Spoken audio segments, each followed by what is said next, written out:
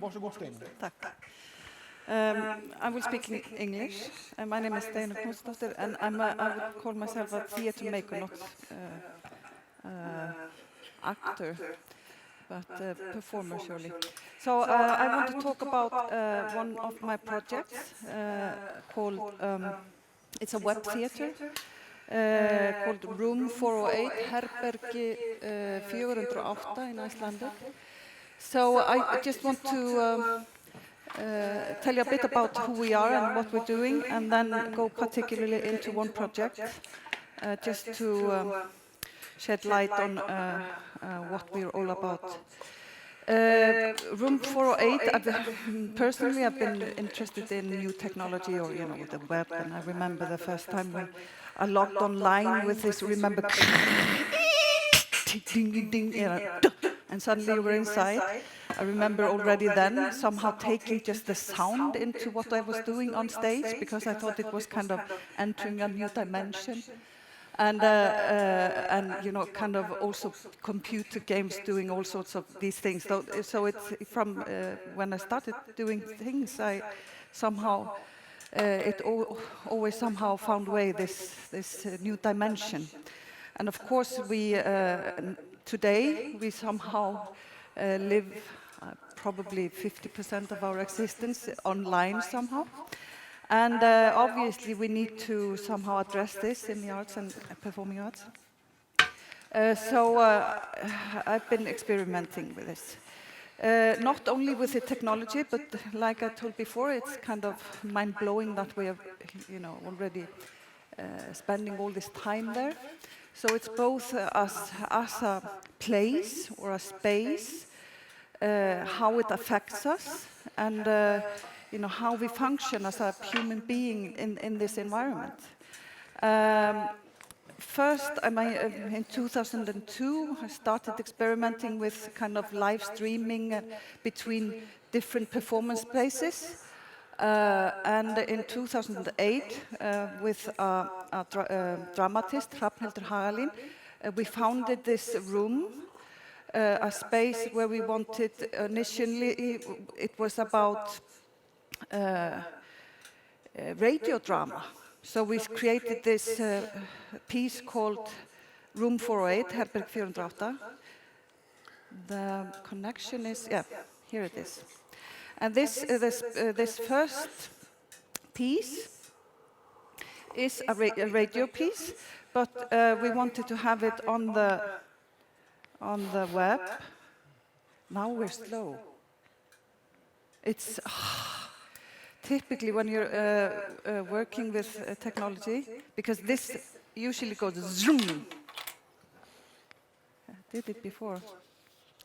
I will be patient. So,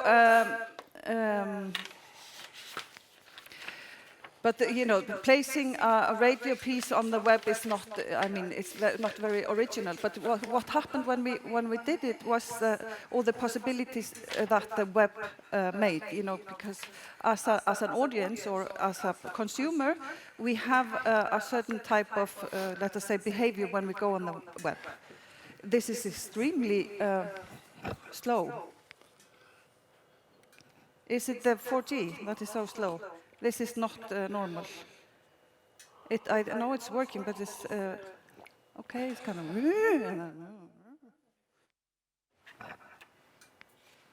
Okay, there we have this radio piece. So what we did was we made it like this. We have 3 persons, and we have their stories here. The stories are kind of it's like a metro map, so they have the different colors and different this is their stories. One is very long, and others are shorter. And behind each station, you have a little scene. We have already here in the presentation, we have a lot of possibilities of presentation. We can have a bit of text.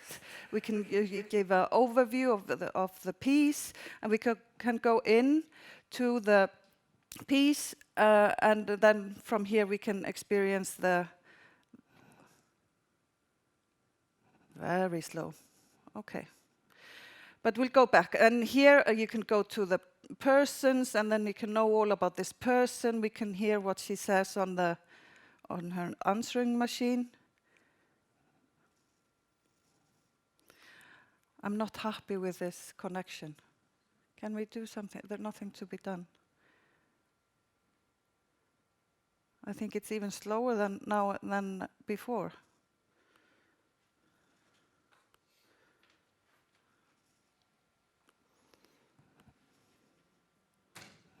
No? Okay.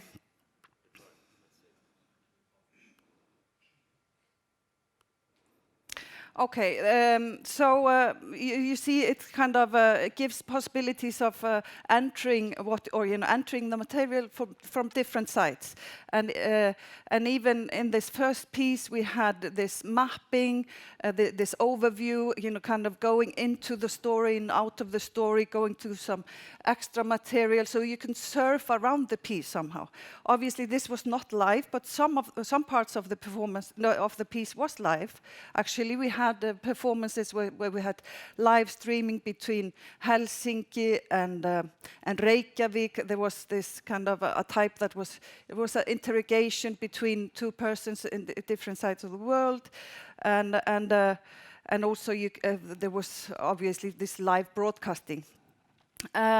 But then we have done pieces where we had one piece each month with live broadcast always, and then we had this piece that I want to talk about. It's called Jöklar, and this was a very complicated piece of work. It's called Jöklar, or glaciers, and here you can see this is Iceland, and what we did, we wanted to make a piece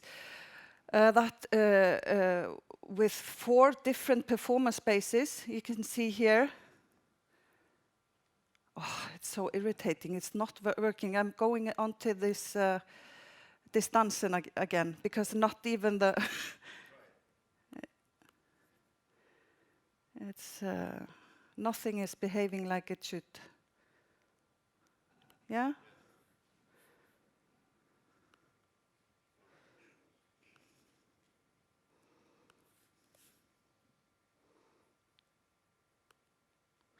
Okay, so we have, I will gather myself again and pretend this is not happening with a technical malfunction.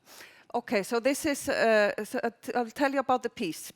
What we wanted to do after playing with the radio drama and the presentation and with a bit of the live streaming, we wanted to somehow make a piece where we kind of really explored as many aspects of the web as possible. So we started off with just the content, the stories. So what we are working with in this piece is it's about loneliness, about people that go on the web. They have an alter ego. They present themselves somehow on the web. They're all isolated. They have different problems at home, and they live different, remote places in the East Fjords, in the West Fjords, up in the north, and one in Reykjavik.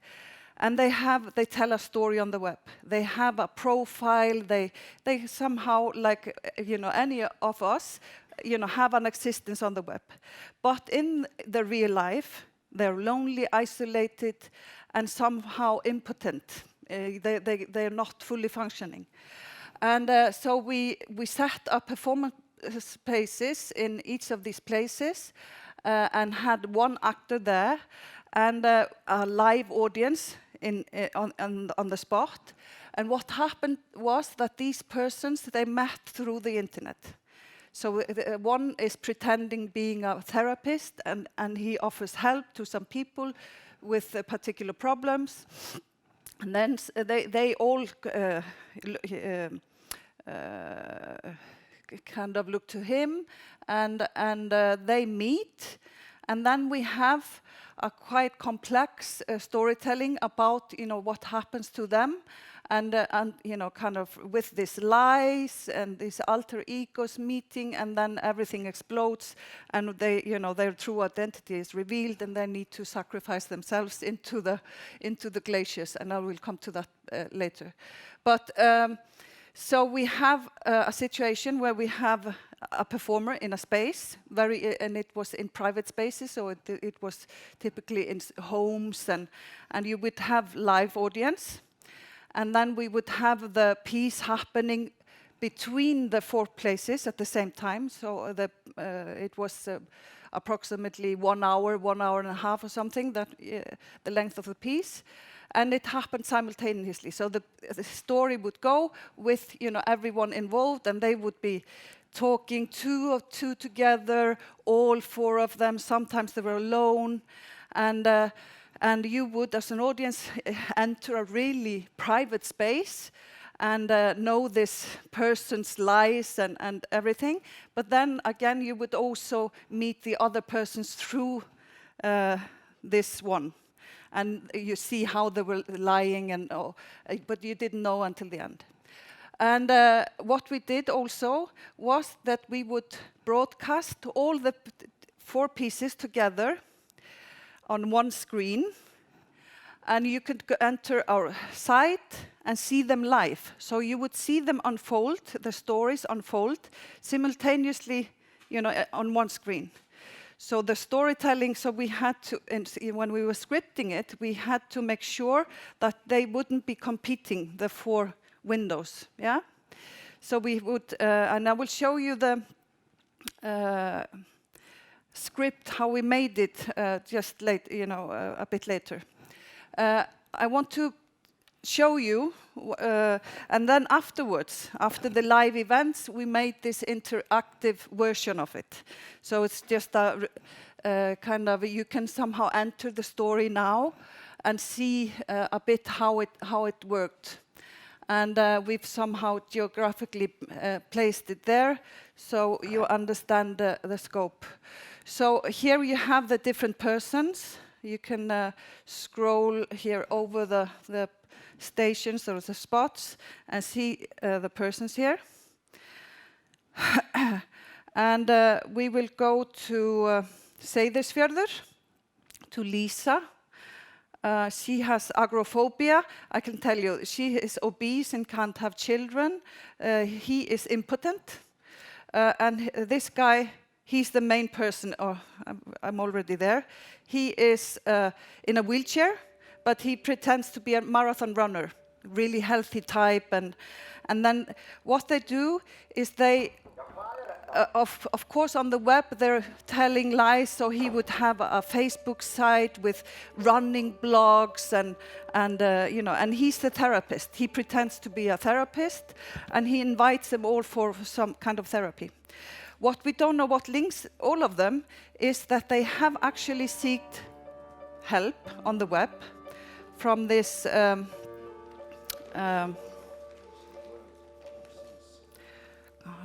this Alzheimer. I will go back.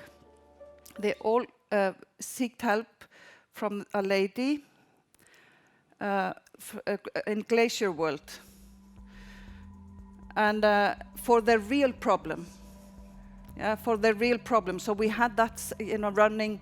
They were all somehow trying to kind of seek, kind of professional help with the impotence and with the agoraphobia, and so they were all kind of secretly having a therapy, And this is what the audience in the space would understand, that they were all trying this and then going on the web and lying and photoshopping themselves. So they all went through similar things that we understand so well. So this is the Melanie Stein, and she was also there, present. And this is obviously the world of possibilities, where all your problems can be solved, no matter how big, how small, how serious or whimsical they may be. So this is, obviously, this woman also is lying, and this we understand in the very end, but she drives them all to their suicide. Okay, and this happens in the glaciers, so we see, and we can have, it all ends here for all of them. They, you know, this is the ultimate act of going onto a glacier and sacrificing yourself. Okay.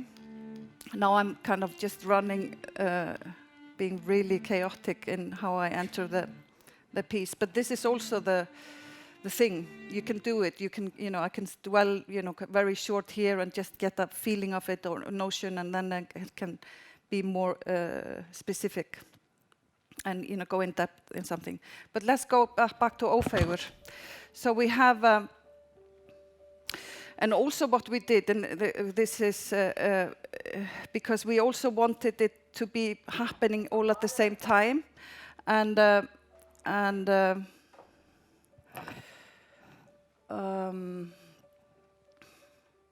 you were able, because we are, as an audience, we are used to kind of reading a lot of information at the same time. So we thought that having 4 screens and telling 4 stories simultaneously would be no problem. But it becomes a cacophony, of course, if it's too, it becomes too loud. But then we made this kind of, we tried to compose it as a symphony, so it would go together. So we would weave it together, so it would be in harmony. And this goes also for the music. And with Ófeigur here in Reykjavik, we had the piano, and this was the sound or the music for Reykjavik was a piano. It was a cello in the East Fjords. It was a guitar in the West Fjords, and up in the north it was some other instrument. So it was composed. So when we were looking at it together, it would be a piece, a harmony, and we had to time it. Because let's say it was 1 hour, and I can show you how we made the script.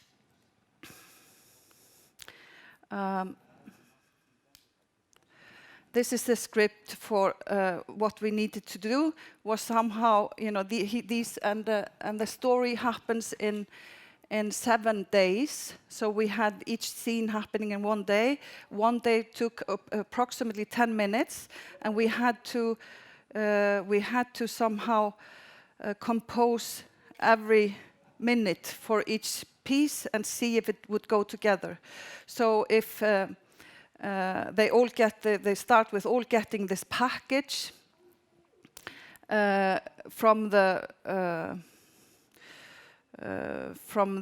lady, and then they go and do different things. And while 1 was photoshopping himself, 2 were maybe having conversation, the 3rd was doing movement, or we would have someone texting. They were always, you know, writing diaries. So you could, as an audience in the space, you know, you would be there and just watch. And in each space you would have, I will show you more days.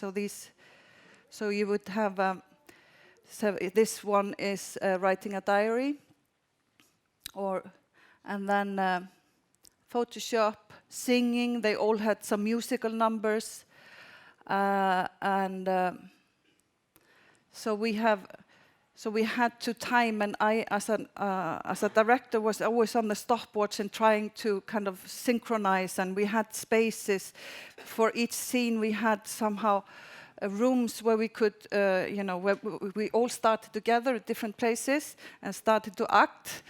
And as a director, I would be somewhere in a performance space with all the, you know, kind of 4 screens together, with a headphone connected to all the different people in the, you know, kind of different towns. And then if someone was doing something for a bit longer, then we needed to know. And then we would say, yeah, now we have 2 minutes where each person has to do something while one, you know, the 3rd is, or the 4th is finishing. Yeah. So we always had a space in between where we could synchronize, and then we'd start each day or each scene together. And it typically started with a music. So this was, kind of bounce to the next scene was this music piece. And this was actually, as I told you before, composed as one piece.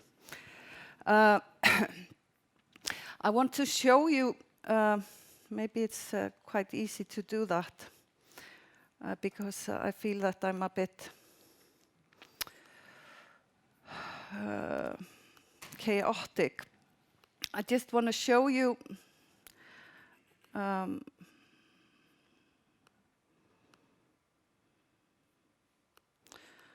just go back.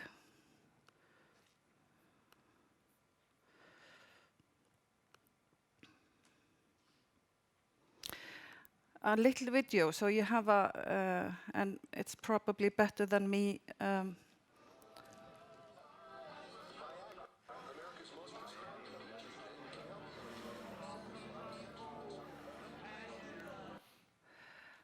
So we recently had hackers on the site, so we had to rebuild it. It just happened 10 days ago, because we have no money, so we have no one technician. So now I'm not sure how to. I just wanna. Oh, shit. I just wanted to make it.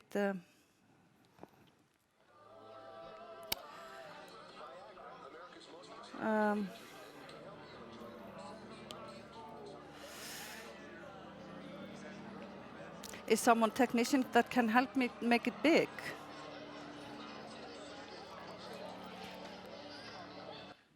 Sorry, here it is. Let's do it. So.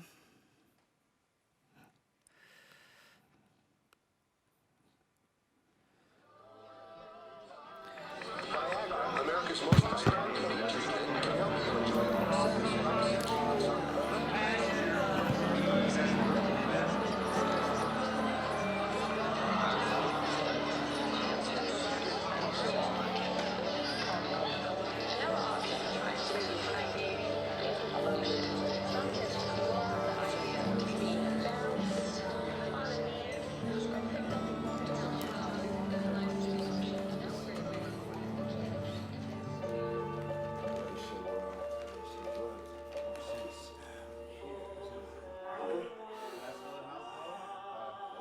So in each space you would have a presentation, would have a projection or a big screen or something, so the audience would follow what was happening on the computer, because it was such a big thing of what was happening each place.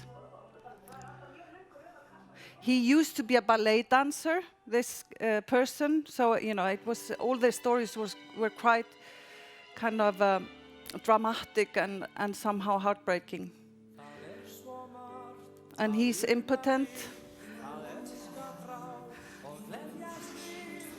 And they all get a package from the crazy lady in Australia with some crazy, kind of a therapy plan that they're kind of proceeding with. And he got this doll that he's dancing with and talking to, and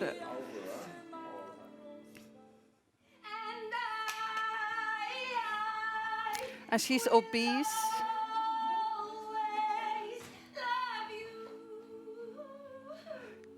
And she always pretends she is obese and is having this urge for having a child. And she has this blog site called The Best Mom in the World, and she's pretending that she has a baby, and it's always crying. She needs to go and.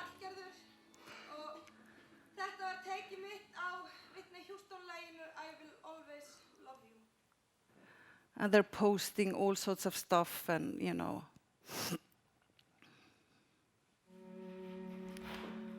And she has agoraphobia up in the east. We've got phobia and emotion tablets.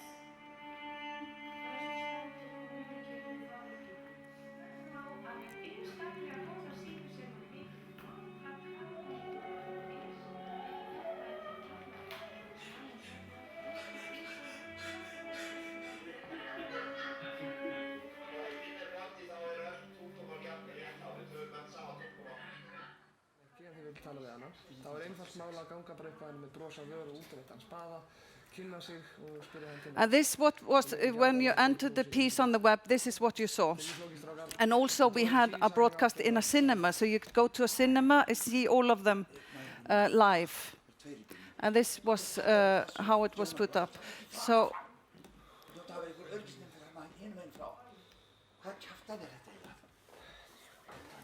And one of the persons is always on Secret Life, no, Second Life. And we also had a performer there, so we would arrange. We constructed a scene that happened in Second Life. So.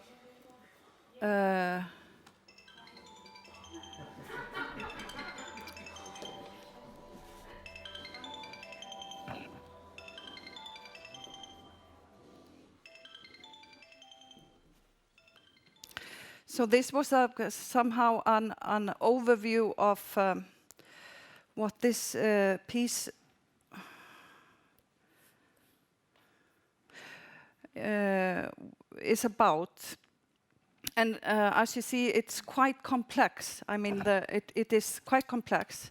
But still, it is what is happening, what we're doing. And obviously, we're not kind of... Oh, yes, we are. We are always linking to different people, and the stories are happening, like this.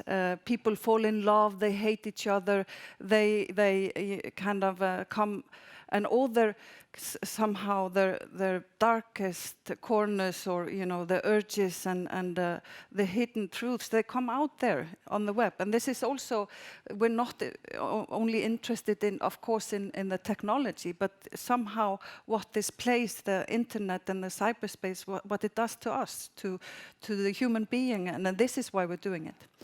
And mind me, we are a very poor company. We have production, funds, but it is always very limited funds. So we are somehow, from the very beginning, have been forced to use low tech, and even in our, absolutely first attempts, when we in 2002, when we were streaming between different countries, we also had kind of fanatic Linux types working with us, only working with shareware, not not paying for things. So so we insisted on doing things simple, but still with technology. And of course, this is how we live our lives, and we use Skype. And but of course, we had to, I had to work with competent technicians. And we had the phone company in Iceland. I mean, like this, we had, really close friends in Vodafone, and of course the connection was different in each place. So in the Eastfjords, the internet connection was quite, kind of fragile. So we had, a crisis, every second hour, and I would. And as I said, it was such fun being a director, with this. And I was mostly sitting with a computer. And even when I was present in one actor's space, I was still having the computer. I was always divided attention. So the actors got really frustrated of, having a director with headphones and also, just with one eye.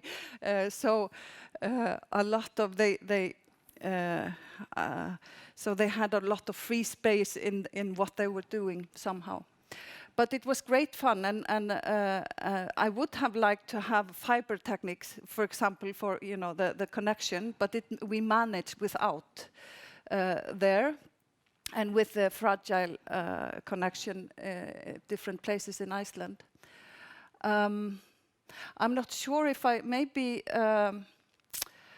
My time is up, and if you have questions, so we could, somehow, Well, questions to Steinunn?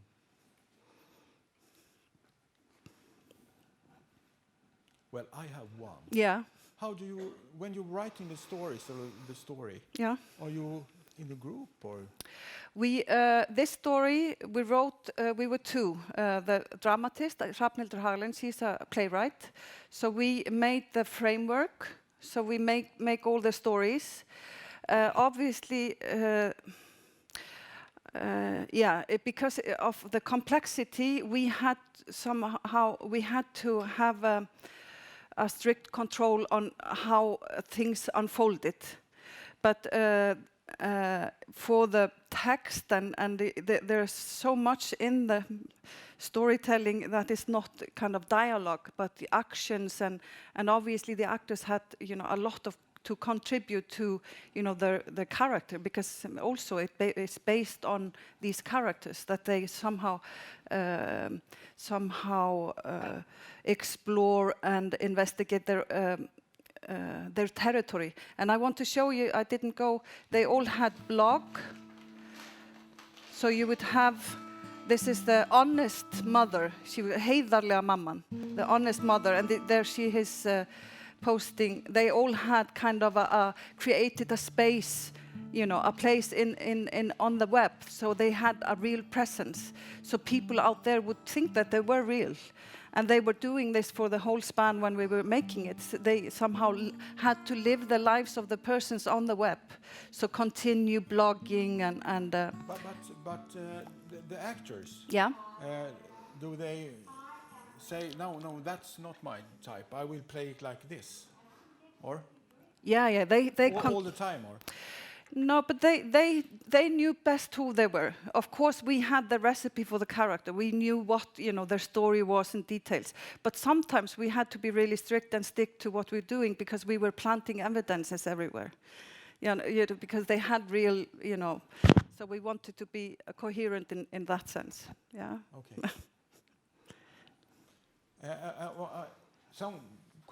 Down. We take it there. Do you know how much audience you've had for this piece around the world? No, we didn't. We had some calculation. Of course, we know who came. One of the things that is most important for us is that people come in the flesh.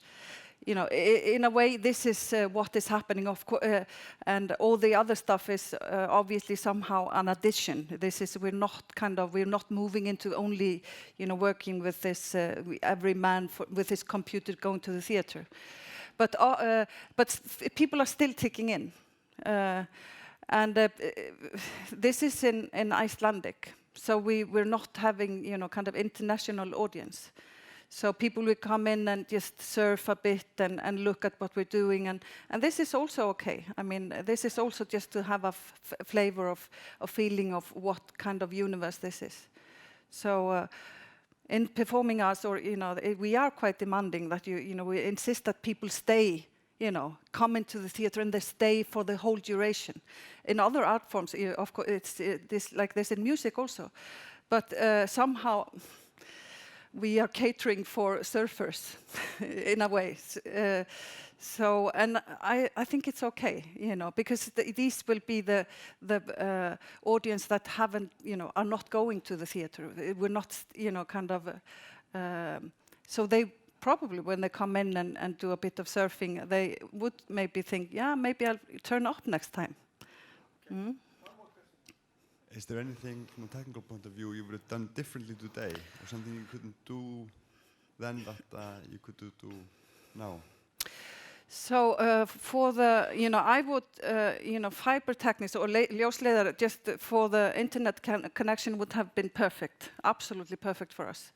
But at the time it was too expensive, and also just, I would say I would need 10 times as much money and more time to, this is. But this is maybe typical for us in the arts, especially in Iceland. There's,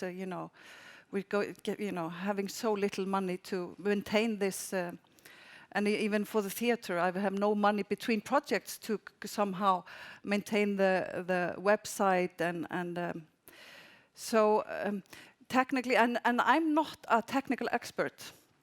So this is also makes me as an artist, makes me a bit vulnerable. Because I'm dealing with technicians and I'm saying, this should happen and this should happen, and they can just say, no, it's not possible. And what can I say? So it's for me is for me to know more about what is possible, is important. And most of the time, I was the only person that knew what we were doing, because it was so complex that only, you know, and the actors just, okay. We had them learn a lot of things, like, you know, making a Photoshop, you know, they were photoshopping this. They learned a lot of things, but, you know, in a big project like this, like in the movies or something, you know, every person is kind of responsible for just their own thing. But in this, it was sometimes really, really lonely, because somehow I was trying to investigate, and I needed someone there to understand the, you know, the scope of it. And it is a bit, you know, a monster, because there are so different ways into it. But it's there. I mean, still to be explored. Okay, Steinunn. Thank you very much. Yeah, thank you. And how for Steinunn?